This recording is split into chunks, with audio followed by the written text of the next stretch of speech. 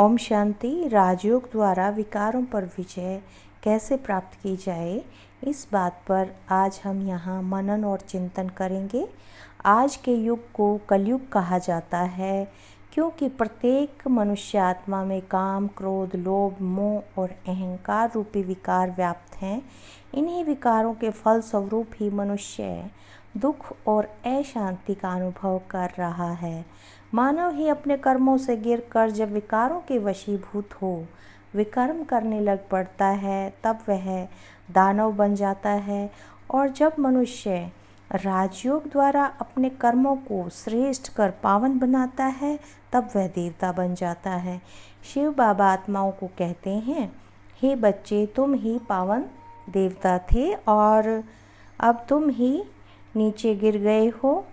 परमात्मा ने जब मनुष्य को रचा तो उसने अपने जैसा सर्वगुणों से संपन्न स्वरूप में रचा, जिनको कि हम देवता कहते हैं। परमात्मा के रचे हुए सभी देवता कहाँ चले गए?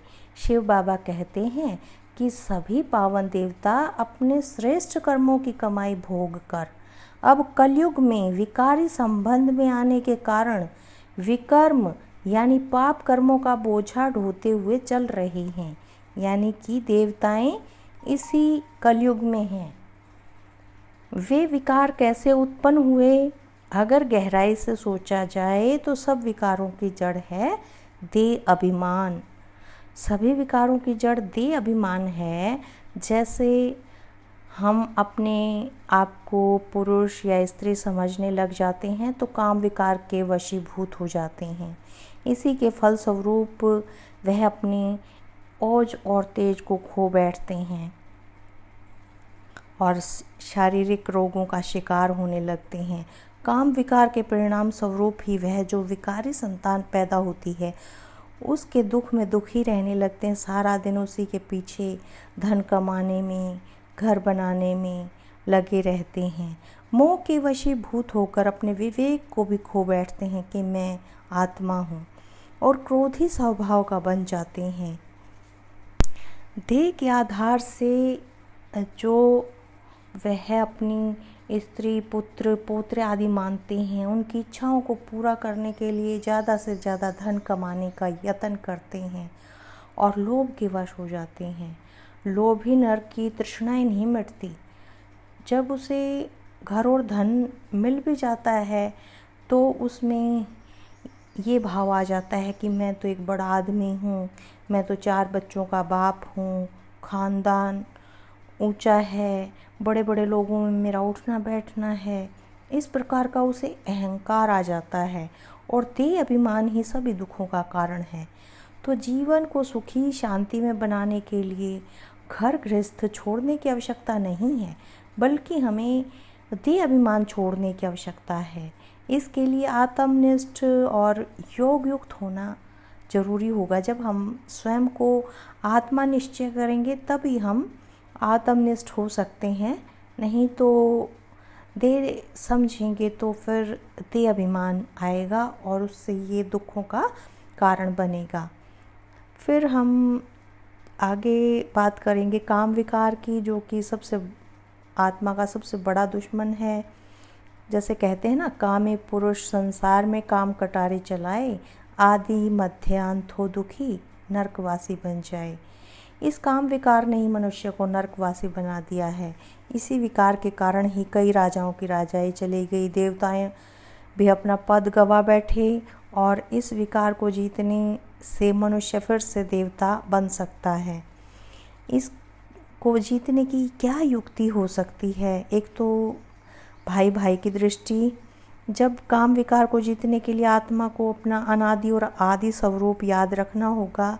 जब वह यह जान लेगी कि मैं आत्मा हूँ, मैं एक ज्योति बिंदु सितारा हूँ और यह शरीर तो 5 तत्वों का बना हुआ है, यह मेरा केवल वस्त्र है, मैं तो परमपिता परमात्मा की संतान हूँ। उसकी संतान होने के कारण सभी नर और नारी रूपी तन में कर्म करने वाली आत्माएं मेरे भाई ही हैं। तब उसकी दृष्टि और वृत्ति बदल जाती है। आप जानते हैं कि जब तक किसी पुरुष और स्त्री में भाई भाई या बहन भाई का संबंध होता है तो काम वासना जागृत नहीं होती और इसलिए उन्हें अपने असली अनादि स्वरूप का ज्ञान और स्मृति रहने से दृष्टि आत्मिक रहेगी और राजयोगी काम विकार को जीतने के महान पुरुषार्थ को बिना हठ क्रिया के करने में सफल भी हो जाता है। जब हम यह मान लेते हैं कि मैं आत्मा हूँ और परमात्मा का बच्चा हूँ, सभी आत्माएं परमात्मा की संतान हैं, सभी आपस में भाई भाई हैं, तो हम इस दृष्टि से यदि चलें तो इस काम विकार को जीत सकते हैं। आत्मा का सच्चा धर्म है पवित्रता। पवित्रता आत्मा का सच्चा धर्म है। और जब भी हम कभी मंदिर में जाते हैं तो हम देवताओं के आगे कहते हैं तुम मात पिता हम बालक तेरे, और देवी की प्रतिमा के आगे कहते हैं हे अम्बे माँ। तो इस हिसाब से स्त्री पुरुष दोनों ही परमात्मा को मात पिता कहते हैं। इसका मतलब दोनों ही उनकी संतान होने के नाते आत्मिक रूप से भाई भाई हैं। तो जब वे इस आत्मिक नाते को और परम पिता परमात्मा के साथ के संबंध को भुला देते हैं, तब उनको काम रूपी शत्रु का बाण लगता है। और जब वे अपनी असली स्वरूप को स्मृति में लाकर बहुत ऊंची स्थिति का अनुभव करेंगे, तब ही वह ये समझ पाएंगे कि मैं तो असल में शुद्ध आत्मा हूँ, परम धाम रूपी पावन धाम की मैं मालिक हूँ, परम पवित्र शिव पिता की मैं संतान हूँ और पवित्रता मेरा सच्चा धर्म है। अब मैं अपने धर्म को छोड़कर अपवित्रता को कभी धारण नहीं करूँगी। जब ऐसा दृढ़ संकल्प करती है आत्मा, तब वह इस विकार को छोड़ सकती है और फिर अपने आदि स्वरूप में भी मैं श्री लक्ष्मी, श्री नारायण और श्री सीता, श्री राम इत्यादि देवी देवताओं की वंशज हूँ। ये उनके समान मुझे भी पवित्र रहना है। फिर बात करते हैं क्रोध विकार की। क्रोध भी एक बहुत बड़ा विकार है और कहावत है ना कि जिस घर में क्रोध होता है उस घर में पानी के घड़े भी सूख जाते हैं, या यूँ कहिए वास्तव में कि मनुष्य का खून भी सूख जाता है। जब मनुष्य को क्रोध आता है तो वह परिणाम भी नहीं सोचता और क्रोध के साथ घर जलकर राख हो जाता है, डेरे वीरान हो जाते हैं। क्रोध के कई रूप और उनके आने के कई कारण हैं। जैसे कई रूपों में समाया है क्रोध, जैसे ईर्ष्या है, द्वेष है, बदले की भावना है, किसी से रूठ जाना है, हिंसा है, वैर विरोध है। ये सभी मनुष्य को अशांत करने वाले हैं। क्रोध आने के कई कारण हैं। कोई कामना पूरी ना हो, इच्छा के विरुद्ध कोई काम हो, कभी कभी मान इज्जत न मिलने पर भी क्रोध आ जाता है, कभी सोचते बहुत हैं परंतु इतना नहीं हो पाता तो भी गुस्सा आता है, कभी व्यक्ति अपनी कमजोरियों को छुपाने के लिए भी क्रोध करता है। तो इस तरह से क्रोध आज जो है इसका विकराल रूप होने के कारण अणु बम तक का आविष्कार ही क्रोध विकार की वजह से ही हुआ है। क्रोध के जीतने की युक्तियाँ क्या हैं? देखिए, योगियों का जीवन सबसे भिन्न है। सबसे पहली बात तो यह निश्चय कर लें कि हम राजयोगी हैं। योगियों का जीवन और तरीका दुनिया वालों से अलग होता है। योगियों के विचार दुनियावी विचार नहीं हैं। गुस्से से कोई कार्य करवाने से जो काम होगा उससे 10 गुना काम प्रेम से हो सकता है। गुस्से की जगह मित्रता से काम लेंगे तो वह अच्छा भी होगा। डर से कभी अच्छा काम नहीं हो सकता, केवल नुकसान हो सकता है। और फिर ये सोचें कि हर आत्मा का अपना अपना पार्ट है। हर आत्मा तो परफेक्ट नहीं हो सकती, किसी में कोई कमी कमजोरी भी हो सकती है। तो हम क्रोध ना करके बल्कि उसकी कमी कमजोरी को मिटाकर उसे भी परफेक्ट बना सकते हैं। इसके बाद है रहम की भावना।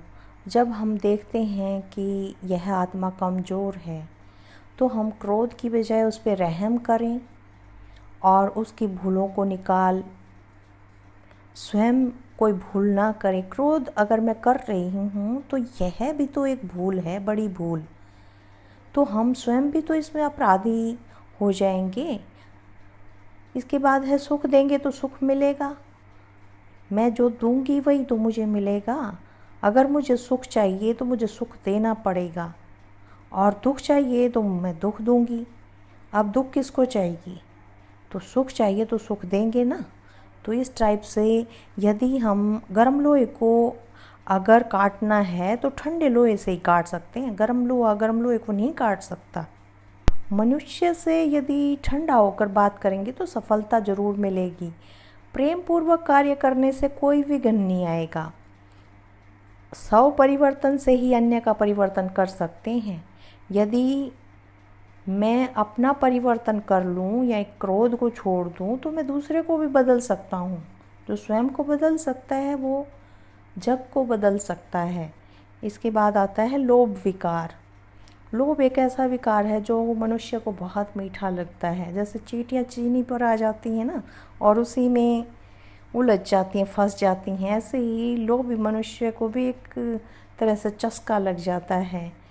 उसी के स्वाद में जीवन को खो देता है। आज इस लोभ विकार के कारण तो मिलावट, काला बाजारी, गरीबों का खून चूसना, किसी को मार डालना, इसी प्रकार के पाप कर्म हो रहे हैं। लोभी मनुष्य सदा अतृप्त और असंतुष्ट रहता है। उसकी प्यास बुझती ही नहीं, उसे जीवन में सुखी कैसे कहेंगे? वह सदा 99 के फेर में पड़ा रहता है, उसकी सदा ही मांगे बनी रहती हैं। लोभी मनुष्य को बहुत ईर्ष्या होती है। दूसरे के धन को देखकर वो सहन ही नहीं कर पाता, दूसरे के सुख सुविधाओं को देखकर भी वह सहन नहीं कर पाता।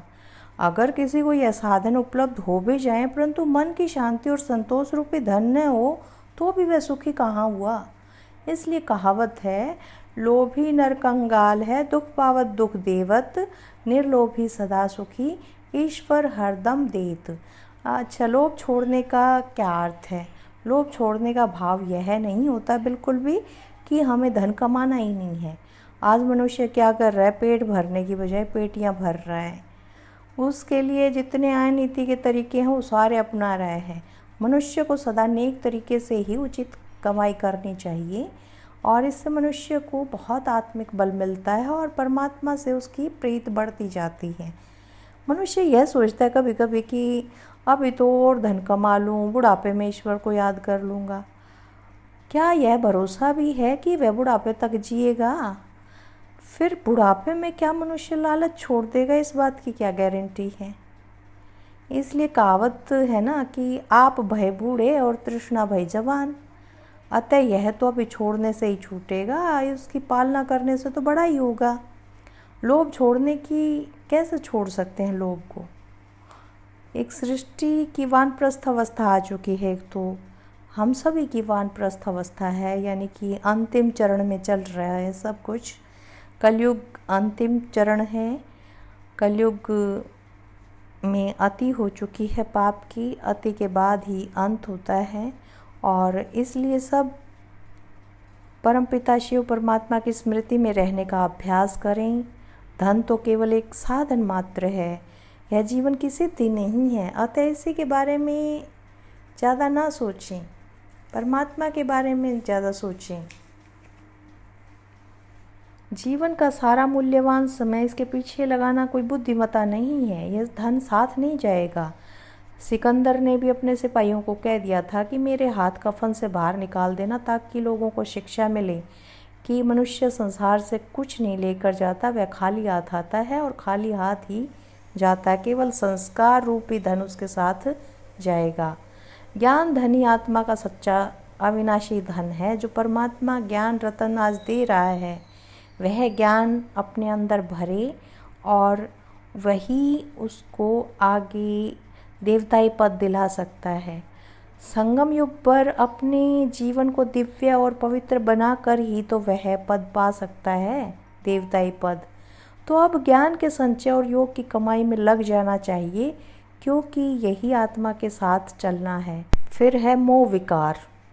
मोह भी एक बहुत बड़ा विकार है। परमात्मा शिव धर्म गलाने के समय अवतरित होकर मनुष्य आत्माओं को जो गीता का ज्ञान देते हैं, उसका उद्देश्य ही आत्माओं को नष्टो मोहा तथा स्मृति लब्धा बनाना होता है, क्योंकि मोह भी बहुत दुख देने वाला विकार है। मोह की रस्सियाँ बहुत सूक्ष्म हैं, जो दिखाई देती ही नहीं। ये स्थूल रस्सियों और जंजीरों से भी ज़्यादा कड़ी हैं।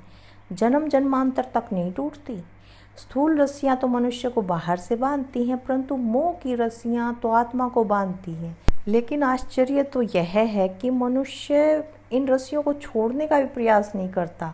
मोह वाला मनुष्य न तो सत्य का निर्णय कर पाता है, न ही मृत्यु पर विजय प्राप्त कर सकता है, बल्कि मृत्यु से पहले ही वह कई बार मोह के वश मरता है। मोह भले ही दिखाई देने में छोटा विकार हो, परंतु है सबसे खोटा। कहते हैं ना, मोह के बंधन कड़े, मोह में सबका श्वास, एक ईश्वर से मोह करो तो छूटे दुख की फांस। मनुष्य में मोह तब उत्पन्न होता है जब वह समझता है कि कोई चीज़ उसकी है, कोई वस्तु उसकी है, उसको खो जाने का उसको बड़ा दुख होता है।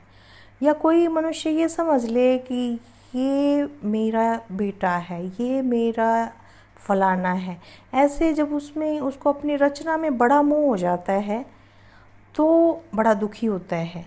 मोह को छोड़ने की युक्तियाँ क्या हैं?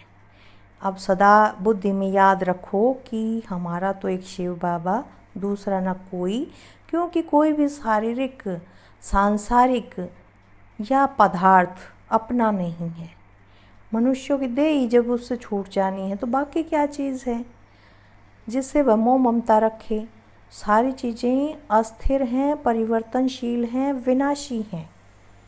फिर उनमें मोह रखना यानी स्वयं को दुखी करने की युक्ति रचना है। अब तो वैसे भी सब छूटना है तो क्यों नहीं पहले से ही सब तरफ से बुद्धि निकाल शिव बाबा में लगाएं, क्योंकि वह ही सबका सहारा है और सर्व ही आत्माओं को मुक्ति देने वाला सच्चा सतगुरु है।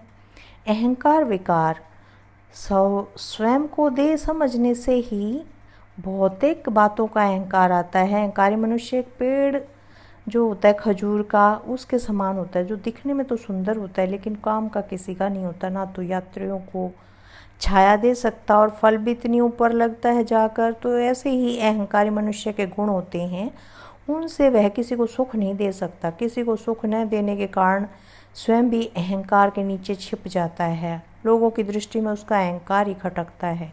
अहंकारी मनुष्य में ज्ञान नहीं टिक सकता, न ही उसमें दूसरे सद्गुणों की धारणा हो सकती है, न ही वह दूसरे के मन में प्रेम और सम्मान का स्थान प्राप्त कर सकता है। इसको कैसे मिटाया जाए अहंकार को? इस संसार की प्रत्येक वस्तु अस्थिर है और किसी के हाथ नहीं आनी है। फिर तो अहंकार किस बात का? धन का अहंकार मिटाने के लिए याद रखनी चाहिए ये बात, किसी की दबी रही धूल में किसी की राजा खाए, किसी की चोर लूट ले गए और किसी की आग जलाए। भस्म होने वाली वस्तु का क्या अभिमान? ये तो बहुत ही बड़ी अज्ञानता है। आत्म अभिमानी होकर अगर यह निश्चय किया जाए कि मैं ज्योतिर्बिंदु आत्मा हूँ, सभी आत्माएं आपस में भाई भाई हैं, सभी आत्माओं का धाम एक परम धाम है, यानी हम सब का घर एक ही है। यहाँ कर्म क्षेत्र पर हम केवल कर्म करने के लिए आए हैं। तो इस क्षणिक देह, कुल, जाति और देश का अहंकार मिट जाएगा।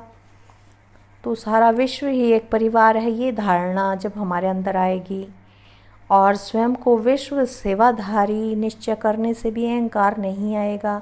सेवाधारी तो सदा सेवा में ही लगा रहता है, उसमें अहंकार किस बात का? उसे तो बहुत ही मधुरता और नम्रता से व्यवहार करना होता है। जो गुणवान होगा वह आम के पेड़ की तरह झुकेगा, परंतु उसका झुकना नहीं है, वह तो झुककर सबको झुकाने के निमित्त बन जाता है। आज इसी अहंकार के कारण ही तो सारा संसार नर्क बन चुका है।